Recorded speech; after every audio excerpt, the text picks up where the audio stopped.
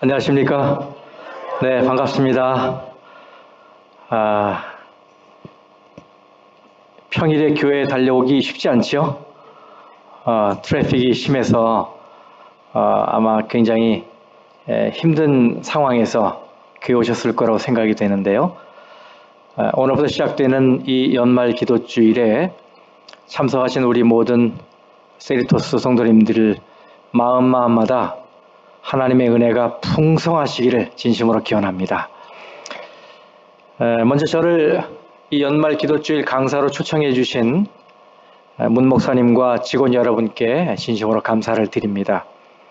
지난주에 우리 문 목사님이 저희 로즈미드 교회에 오셔서 연말 기도주일 인도하셨습니다. 매 시간 영성 충만한 말씀으로 우리 모든 성도들에게 큰 은혜를 나눠주셨어요. 우리 교우님들은 목사님의 얼굴을 보면서 천사의 얼굴을 보는 것 같다라고 말씀하셨어요. 그러면서 그 부드러움과 따뜻함에 말씀이 배가 됐다고 이구동성으로 소식을 전했습니다. 이제는 제가 그 빚을 갚아야 되는데 제가 많이 부족하거든요. 그래서 더 많이 기도하고 또 기도하고 이 자리에 섰습니다. 제가 바라기는 이 기도주일 말씀을 통해서 우리 모든 성도님들께서 하나님과 1대1로 더 가까워지시기 바라고, 또 하나님과 대화를 많이 나누시고 또 하나님과 깊은 교제를 나누며 그 교제의 기쁨에 푹 젖게 되시기를 간절히 바랍니다. 오늘은 첫 시간이기 때문에 강사에 대해서 궁금해하시는 분도 있을 것 같아서 제가 잠시 저희 가족을 소개하겠습니다. 이 사진은 제가 2주 전에 휴가를 다녀왔거든요. 그래서 한 10일밖에 안 된 따끈따끈한 저희 가족 사진입니다. 보시다시피 저희 가족은 저하고 제 아내 그리고 딸, 아들 이렇게 넷이 있습니다.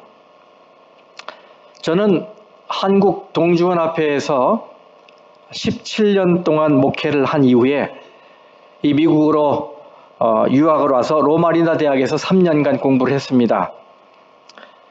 그러다가 붙들려서 올림픽 교회에서 미주 목회를 시작하게 되었고요. 현 로즈미드 교회까지 12년째 지금 목회를 이어가고 있습니다. 제 아내는 천안 사람입니다. 충청도 천안여고를 나오고 삼육대학 영문학과 81학번이에요. 저와 결혼한 이후부터는 전업주부로 자녀 교육에 전념하고 그리고 저의 목회 일을 돕고 있습니다. 또 제 아들, 딸은 둘 다 서울 삼육 초등학교를 졸업하고 서울 삼육 중학교를 다니다가 미국으로 왔어요. 그 이후에 계속 교회 학교에서 학업을 마치게 됐고 지금은 모두 교회 열심히 다니고 그리고 다들 전문직에 종사를 하고 있습니다. 이 정도로 저에 대해서 아시면 그래도 많이 아시는 거죠? 강사에 대해서 개인적으로 알게 되면 훨씬 그 말씀의 포인트를 잡는데 또 같이 감동을 공유하는 데 도움이 됩니다. 그래서 저희 가족 소개를 잠시 드렸습니다. 저는 이번 연말기도주일 총 제목을 참 제자로 사는 길이라고 정했습니다.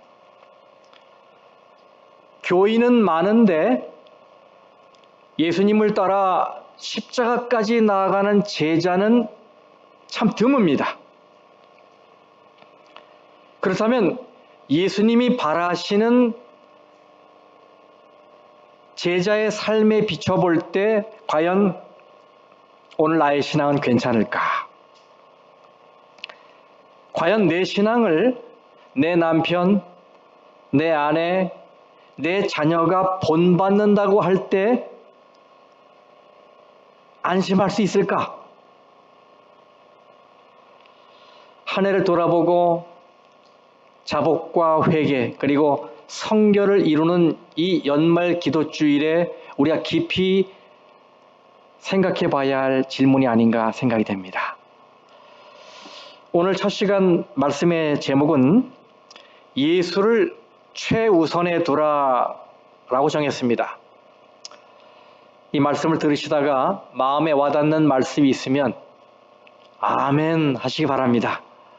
그 아멘과 함께 여러분의 믿음이 깊어지고 신앙이 성장하게 될 줄로 믿습니다. 예수님은 군중을 모으는 힘이 있으셨어요.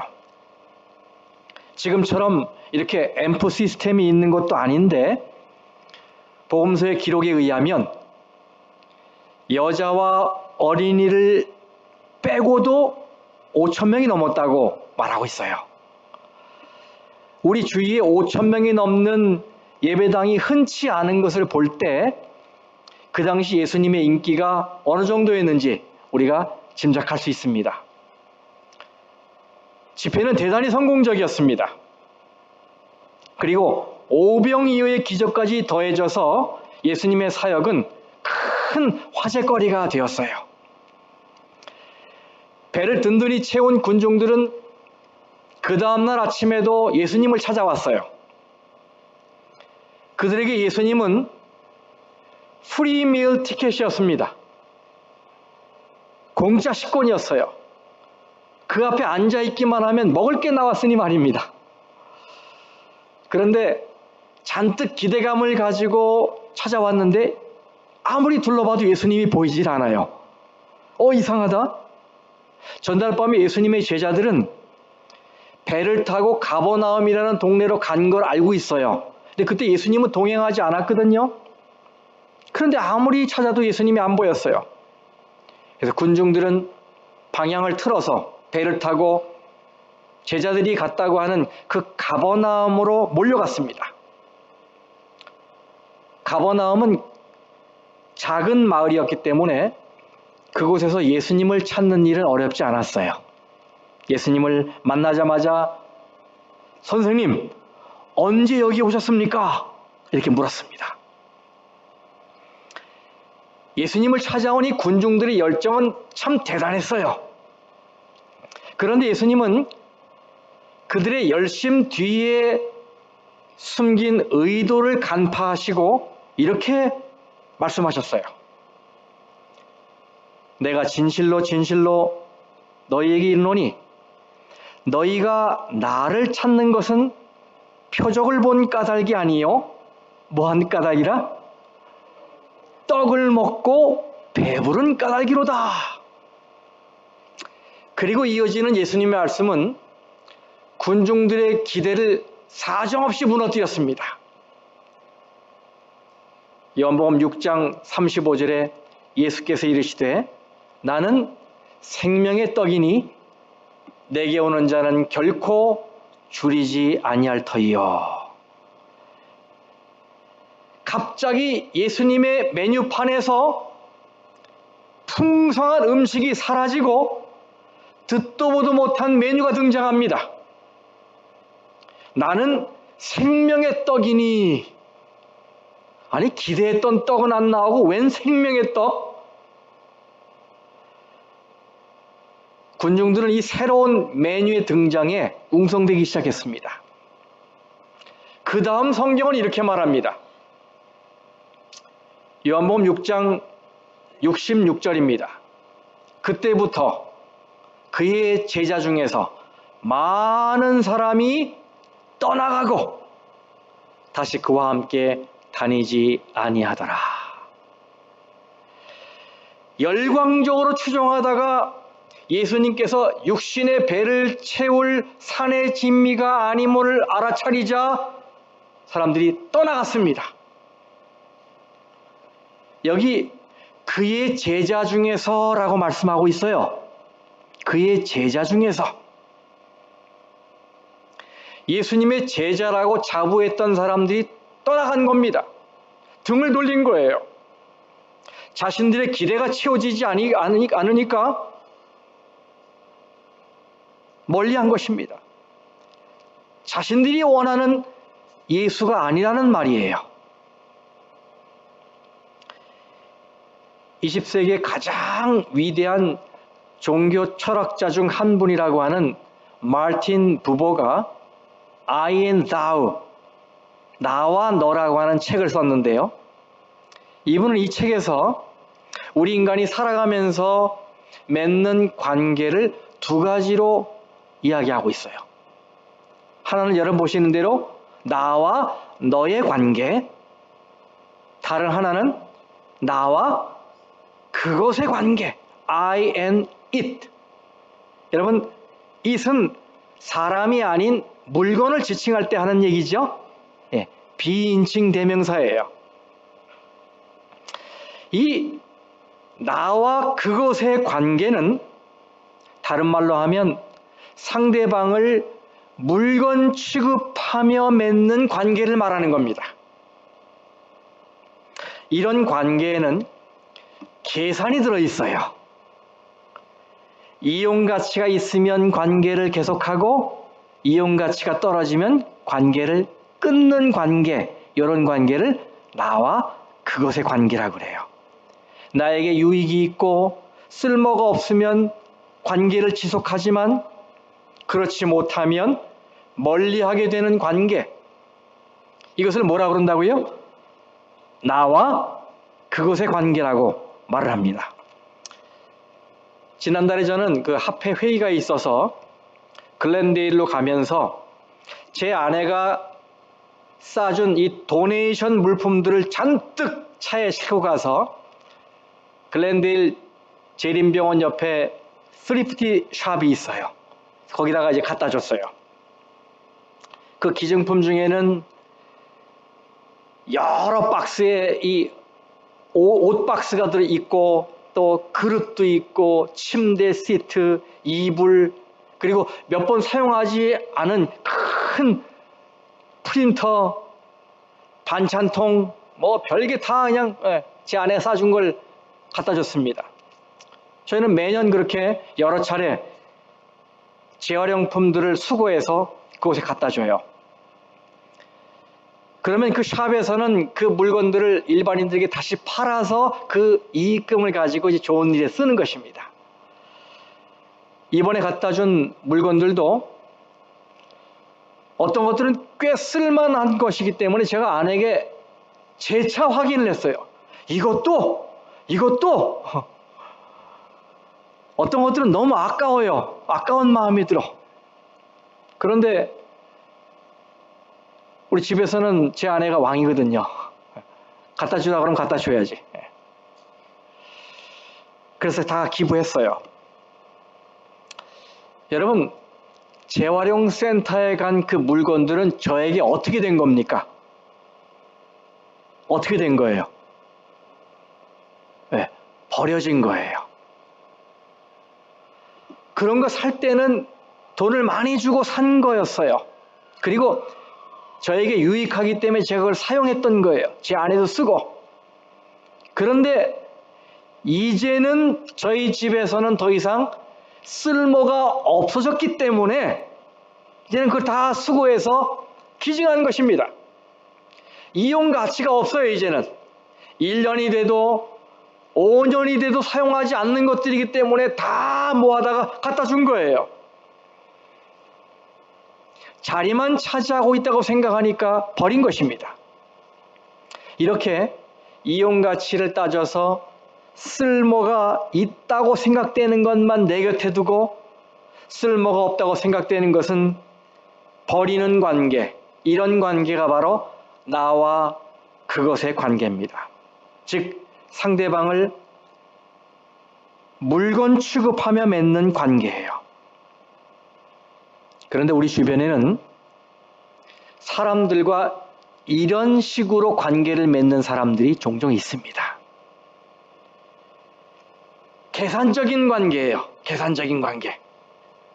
때로는 부부인데도 불구하고 서로를 이용하고 친구 간에도 서로를 이용하고 심지어 교인 간에도 서로를 이용합니다.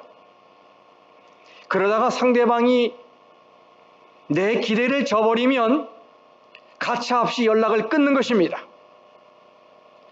연락처를 지우거나 전화가 와도 받질 않거나 마주치지 않으려고 피해 다니는 것입니다. 더 이상 나에게 유익한 존재가 아니니까. 왜 이런 모습을 띠냐면 상대방을 물건 취급했기 때문에 그래요. 물건 취급했기 때문에. 그 사람이 더 이상 나에게 유익을 주지 않는다라고 생각했기 때문에 그렇게 하는 것입니다. 그런데 문제는 신앙생활을 하면서 하나님과의 관계도 그런 식으로 맺는 교인들이 있어요. 마치 하나님을 물건처럼 이용하는 것입니다. 그러다가 하나님이 더 이상 내 삶에 축복이 되지 않고 더 이상 쓸모가 없다고 생각되면 하나님을 멀리하고 교회를 멀리하는 것입니다. 이 미국에 메가 철치들이 많아요. 대형 교회들이 많이 있습니다. 흔히 100개를 꼽는데 그 중에서 두 번째로 큰 교회로 알려진 교회가 바로 사우스 캐롤라이나주의 뉴 스프링 교회예요. 그 교회에서 벌어진 일입니다. 그 교회에서 아주 희한한 캠페인을 벌인 적이 있어요. 바로 2012년에 이 교회가 90일 11조 도전 캠페인을 벌였습니다. 90일 11조 도전 캠페인. 그때 이 캠페인을 주도한 담임 목사가 바로 페리 노블이라는 목사입니다. 그 목사님이 이렇게 선언했어요. 만일 당신이 11조를 드린 후에 90일 이내로 축복을 받지 못하면 교회는 그 기간에 당신이 드린 11조를 100% 환불해 드리겠습니다. 이겁니다. 구미가 당깁니까? 어떠세요? 90일 내로 축복을 못 받는다고 얘기만 하면 드린 헌금 다 어떻게 한다고요? 100% 환불해 준다. 머니백 개런티를 한 것입니다. 여러분, 이런 캠페인을 벌인 이후에 이 교회의 11조 액수가 어떻게 됐을까요? 예. 매년 성장했어요. 4년 동안 환불을 받은 교인의 퍼센트는 1% 미만이에요. 또 그것도 환불한 사람이 있었어요.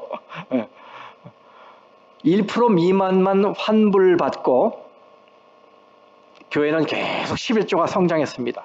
그 이후에 여러 교회가 이 벤치마킹에서 동일한 캠페인을 벌이며 교회 재정을 키웠어요. 그런데 여러분, 솔직하게 얘기해 보세요. 이 캠페인이 옳습니까? 그럽니까? 잘된 것입니까? 잘못된 것입니까? 왜 잘못된 것입니까, 여러분? 이건 마치 굉장한 믿음의 행사처럼 들려요. 90일 동안 하나님께 헌신하고 축복을 주시겠지 하고 믿고 굉장한 믿음의 행사처럼 보여요. 그런데 이렇게 축복을 담보로 헌금을 내게 해서 기복신앙을 키우는 것은 굉장히 위험한 발상이에요. 왜요? 하나님을 축복과 성공의 수단으로 이용하는 것이기 때문에 그래요. 그리고 내가 드린 헌금이 90일 안에 몇 배의 축복으로 되돌아오는 것이 그게 축복이라면, 그들이 얘기하는 축복이라면, 그러면 헌금을 했는데도 여전히 물질적으로 가난하고 여전히 사업이 지지부진한 건 저주입니까? 하나님은 그 사람의 행복을 위해 90일이 아니라 900일 후에 어떤 엄청난 계획을 가지고 계시고 그때 뭔가 터뜨리려고 하시는데 사람이 90일로 제한을 해놓고 하나님을 시험하는 게 옳은 거예요? 이것은 하나님의 역사와 하나님의 품성을 심각하게 왜곡시키는 잘못된 사상이에요. 그리고 stewardship, 청지기 직분은 근본적으로 돈은 처음부터 내 것이 아니다라는 사고방식에서 시작되는 거예요. 그렇죠? 이 모든 게 다 누구 거다? 하나님 거다. 그게 청지기 직분이에요. 그런데 이 머니백 개런티 사상은 마치 내가 그 돈의 소유주인 것처럼 행세하게 하는 거예요. 그래서 청지기 직분에 큰 혼란을 주는 것입니다. 그런데 이런 잘못된 신앙관을 가지고 교회를 이끌던 이 페리 노블 목사가 결국 지난 2010년, 16년 7월 10일부로 해임됐어요. 교회 측에서 발표한 해임 사유는 여러분 놀라지 마세요. 이 페리 노블 목사가 그동안 알코올 중독으로 정신과 치료를 받아왔답니다. 그 때문에 가정 불화가 심해져서 더 이상 목회를 할 수 없는 상황에 이뤘기 때문이라고 발표를 했어요. 그리고 이 목사는 재작년 2017년 11월 1일에 17년간의 결혼 생활을 끝내고 아내와 이혼을 했습니다. 참으로 안타깝고 슬픈 결말이 아닐 수가 없어요. 성도 여러분, 생각해 보십시오. 몸이 아파서 하나님께 기도했는데 하나님이 치료해 주셨어요. 경제적으로 힘이 들 때 하나님께 기도했는데 하나님께서 재물을 허락하셨어요. 이렇게 내 뜻이 이루어질 때는 신앙이 즐거워요? 아, 즐겁죠? 교회 다니는 게 즐거워요. 그런데 열심히 기도했는데도 건강이 나아지질 않고 열심히 기도했는데도 비즈니스가 풀리질 않고 열심히 기도했는데도 교통사고를 당하게 되고 열심히 기도했는데도 취직시험에서 떨어졌다면 생각이 달라집니까? 내가 기대하는 만큼 하나님의 축복이 임하지 않으면 마음이 식습니까? 네. 복을 받을 때는 하나님 믿는 것이 즐거워요.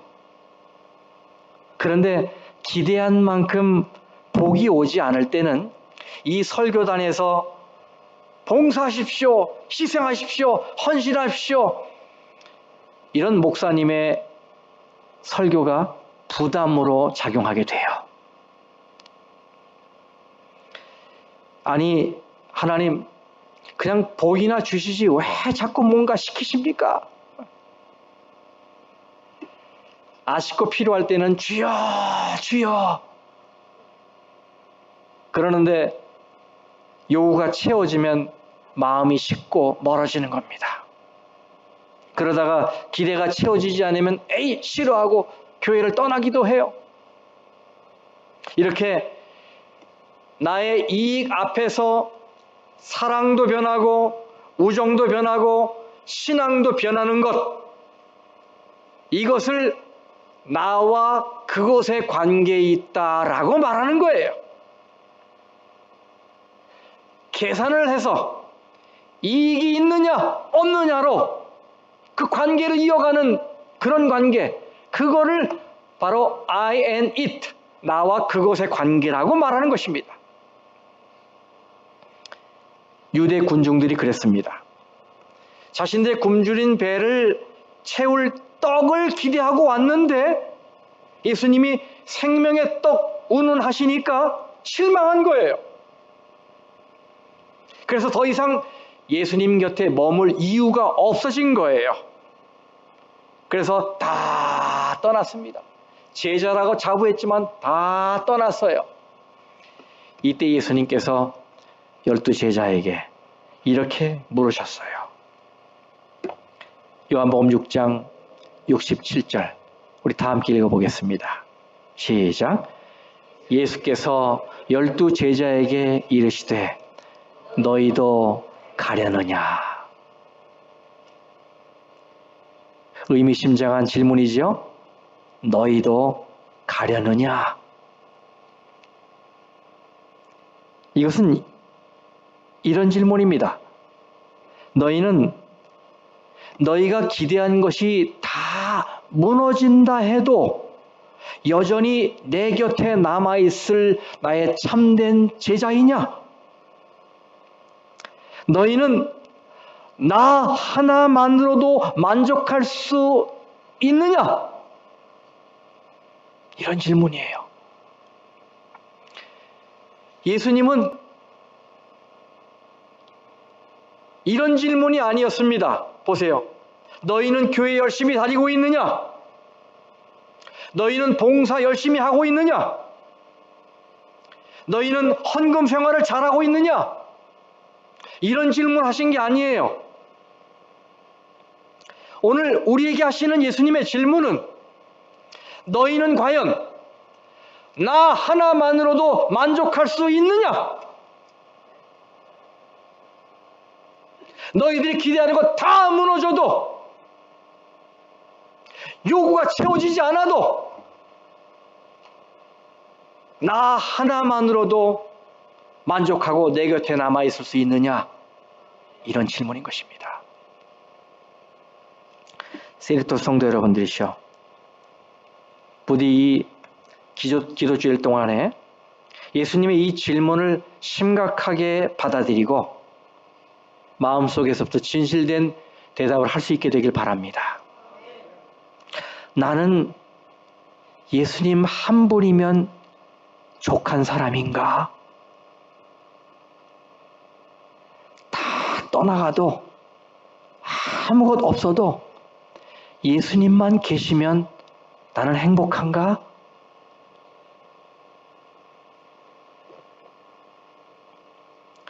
누가복음 14장 25절 27절 말씀을 읽겠습니다.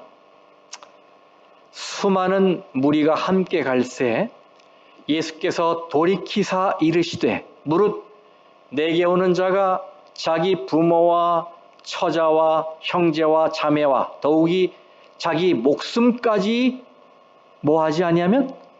미워하지 아니하면 능히 내 제자가 되지 못하고 누구든지 자기 십자가를 지고 나를 따르지 않는 자도 능히 내 제자가 되지 못하리라.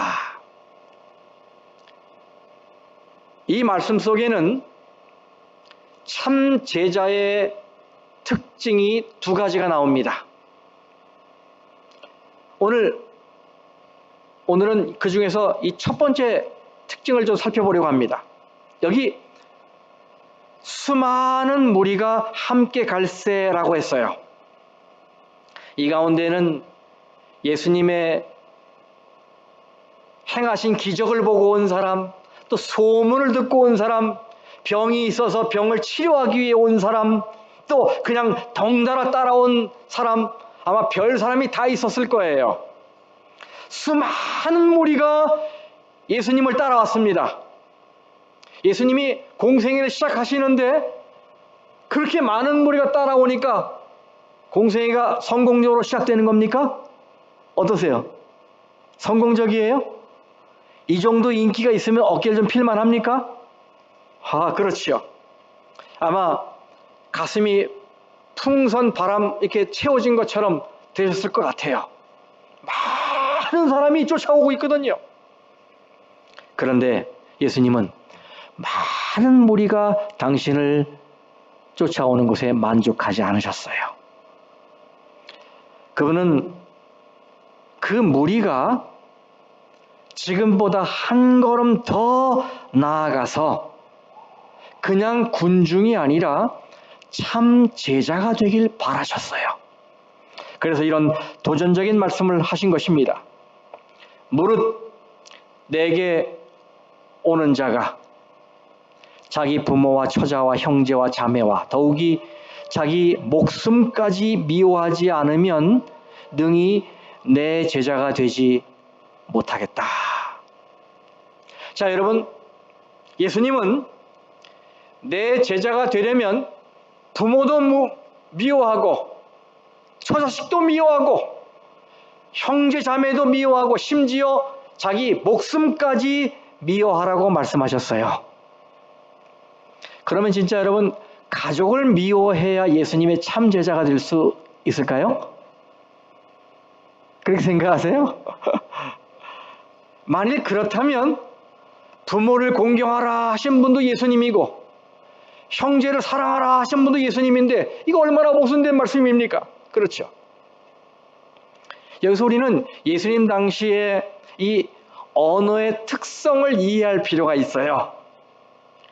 예수님께 사용하셨던 그 언어들이 히브리어 혹은 아람어지요. 그 히브리어 아람어에는 비교급의 표현이 없어요. 그래서 비교급의 more, 조금 더 이런 말이 없기 때문에 뭐보다 뭘 더 이렇게 뭘 강조하려면 그 말을 2번 반복하는 식으로 강조했어요. 그래서 내가 진실로 이르노니, 이건 뭐예요? 강조해요. 강조하는 이런 식으로 강조를 했어요. 그래서 여기에 자기 부모와 처자와 형제와 자기 목숨까지 미워하라 라는 이 말씀은 영어로는 love less, 덜 사랑하라는 말씀의 다른 표현이에요. 이것이 히브리어나 아람어 특유의 언어 방식입니다. 누가복음은 이 헬라어로 기록되어 있죠. 그 말씀을 문자적으로 번역을 했지만 같은 헬라어로 기록된 마태복음은 같은 내용을 말을 바꿔 표현을 했어요. 마태복음 10장 37절 같이 한번 읽어보겠습니다. 시작.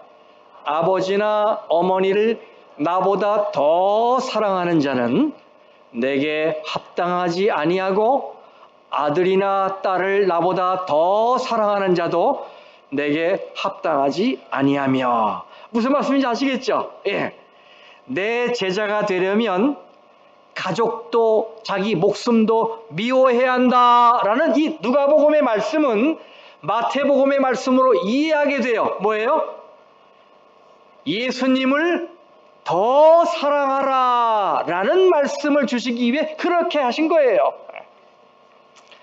사랑의 순서에 있어서 예수님을 먼저 생각하고 예수님이 우선시 돼야 되고 사랑 먼저 해야 된다.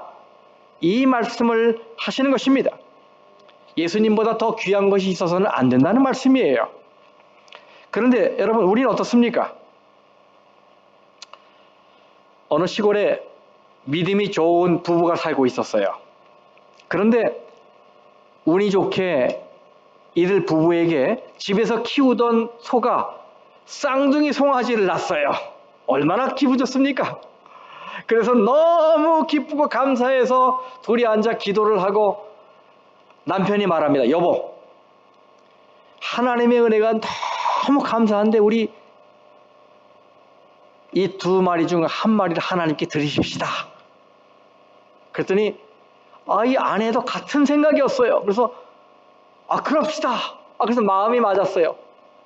잘 됐지요. 그래서 이 2마리 중에 1마리를 하나님께 드리기로 했습니다. 그런데 어느 날 그 둘 중에 1마리가 갑자기 병에 걸려 죽었어요. 그래서 남편이 말합니다. 여보, 우리가 하나님께 드리려고 한 송아지가 죽었어요. 그랬더니 부인이 의아해하면서 여보, 우리가 하나님의 것을 지정하지도 않았는데 당신이 그걸 어떻게 알아요? 그러니까 남편이 척 보면 알아요. 하나님의 송아지가 죽은 거예요. 다행히 우리 것은 살았어요. 우리가 이래요. 우리가 말로는 하나님을 사랑한다고 하지만 사는 걸 보면 다릅니다. 달라요. 우선순위가 누구의 이익에 맞춰져 있어요? 예, 언제나 내 이익에 맞춰져 있어요. 내 이익부터 챙기고 나서 그 다음에 좀 여유가 생기면 하나님 생각하는 거예요. 이웃 생각하고. 여러분 자신을 한번 돌아봐 보세요. 여러분은 예배가 먼저입니까? 친구와의 약속이 먼저입니까? 여러분은 11조가 먼저입니까? 쇼핑이 먼저입니까? 여러분은 교회 활동이 먼저입니까?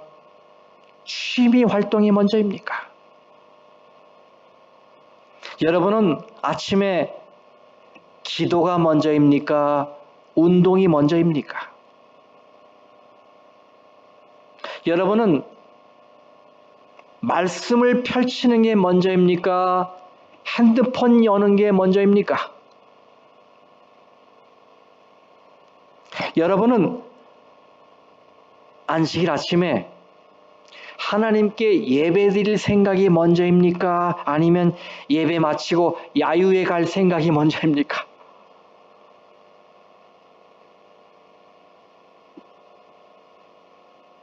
어떤 분은 안식일 오후에 어디 놀러 갈 계획을 하고 아예 교회를 놀러 갈 복장으로 오시는 분도 있어요. 간혹. 여러분은 무엇이 더 먼저입니까? 연말 기도주일이기 때문에 자신의 신앙을 말씀에 비춰서 돌아보셔야 돼요. 나는 뭐가 먼저인가? 오늘 주님이 말씀하세요. 사랑하는 내 아들딸아, 나는 나를 아무 생각 없이 맹목적으로 따라다니는 군중을 원하지 않는단다. 나는 교회 다니는 것을 무슨 큰 위안거리로만 삼고 있는 이름뿐인 교인들을 원하지 않는단다. 나는 어느 때든 마음에 들지 않으면 떠나갈 준비가 돼 있는 무늬만 좋은 교인들을 원하지 않는단다. 내가 원하는 건 나를 이 세상의 그 무엇보다 소중히 여기고 나를 그 어떤 일보다 먼저 생각하고 나를 그 어떤 것보다 위에 두는 참 제자란다. 성도 여러분, 여러분은 예수님의 참 제자이십니까? 아니면 그냥 교회 문턱만 넘어다니는 그냥 교인이십니까?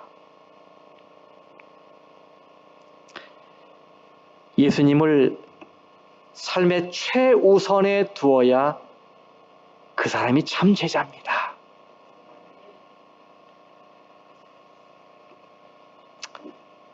버바 왓슨이라고 하는 이 미국의 프로 골퍼가 있어요.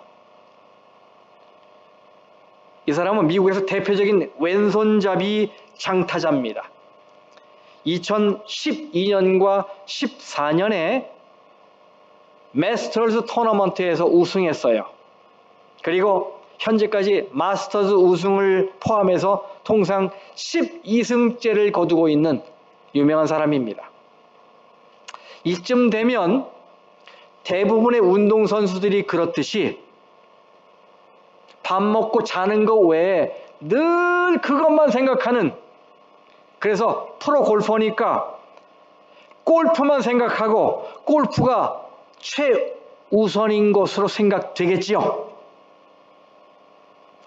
그런데 놀랍게도 그는 자신의 트위터에 이런 글을 남겼어요.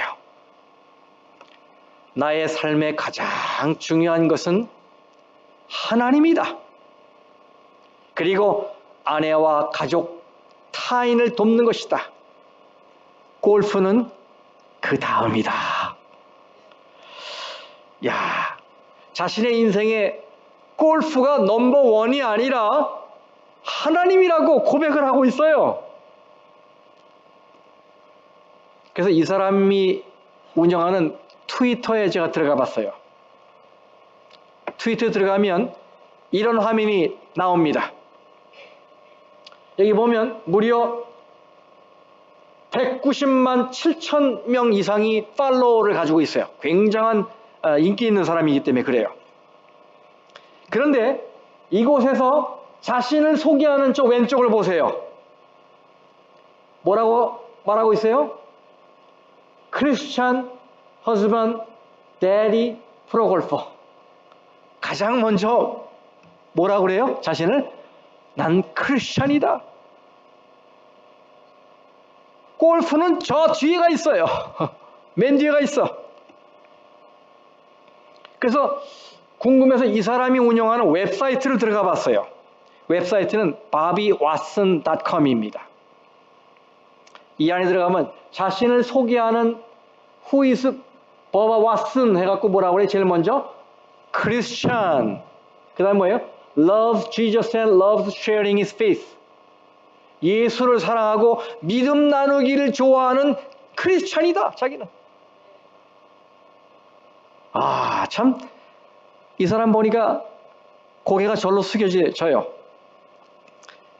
근데 이 사람이 이렇게 말만 하는 게 아니더라고요. 실제로 트위터 미니스트리를 하고 있어요. 매번 시합 때마다 자신의 트위터에 성경 구절을 올리고 좋은 말들을 올리면서 그 많은 팔로워들이 그걸 보게 합니다. 그는 자신의 소신을 이렇게 밝혀요. 세상엔 골프보다 중요한 게 많습니다.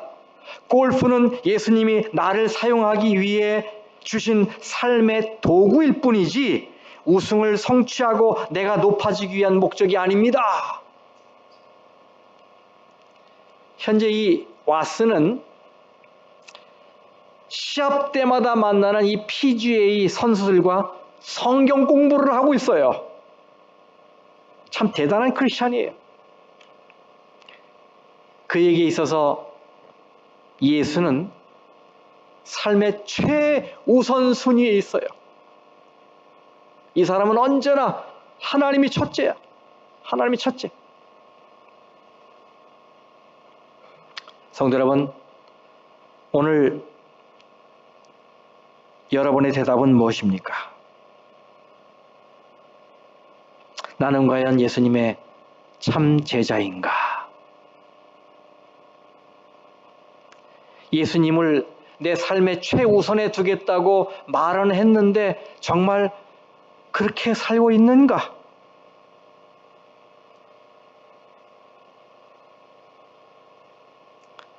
하나님께 예배드리는 시간을 다른 취미 생활에 빼앗기지 않도록 가장 위에 두고 있는가? 돈이 생기면 하나님께 드릴 헌금을 먼저 생각하고 제일 먼저 떼어놓는가? 기쁜 일이 생기면 가장 먼저 하나님께 감사하는가? 시간이 나면 하나님이 기뻐하실 봉사를 하는가? 언제나 주님의 뜻을 앞세우며 살고 있는가? 오늘 여러분의 마음에 호소하시는 예수님의 음성을 들어보십시오. 사랑하는 내 아들 딸아, 부디 나를 맹목적으로 따라다니는 군중에 머물지 말고 이름만 가지고 교회 문턱을 넘나드는 그냥 교인에 머물지 말고 나를 삶의 최우선에 두고 실천하는 나의 참 제자로 살아라. 성도 여러분, 저는 여러분이 오늘 기도 후에 이 교회 문을 나설 때에 이런 결심과 고백을 하며 나서시게 되길 바라요. 그래, 이제부터 항상 내 삶의 가장 가장 먼저는 예수님이야. 그렇게 살아야지. 이렇게 결심하시며 집으로 돌아가시게 되길 간절히 바라겠습니다.